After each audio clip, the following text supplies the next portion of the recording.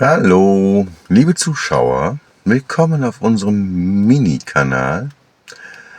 Und ich habe einen kleinen Tipp für euch.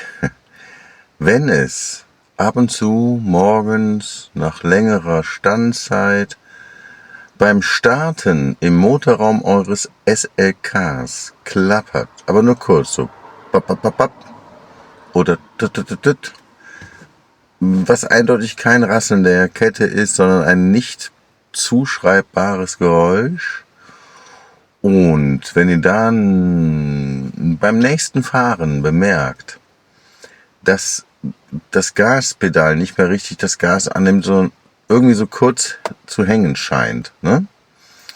Und dann wieder richtig Gas annimmt, dann schaut, bevor ihr in eine Fachwerkstatt fahrt, doch einfach mal in euren Motorraum.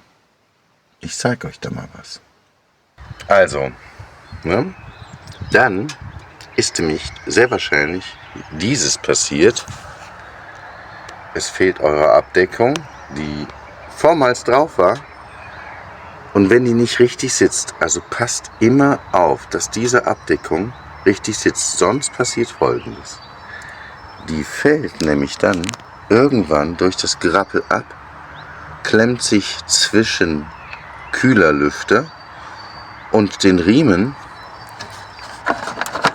Und dann kommt das Klappern daher und natürlich auch der Leistungsverlust, glaube ich mal, weil irgendwas halt erstmal hängen bleibt und sich den Weg frei suchen muss, beziehungsweise frei schleifen muss. Wie ihr hier seht, hat sich der Riemen da schon verewigt und hier an der Kante.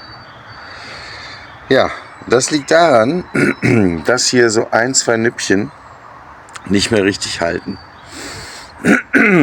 Und da die alle halten müssen, kontrolliert also bitte zwischendurch einfach mal immer wieder den Sitz eurer billigen Plastikabdeckungen, ja, weil das hat Mercedes wirklich nicht gut gemacht.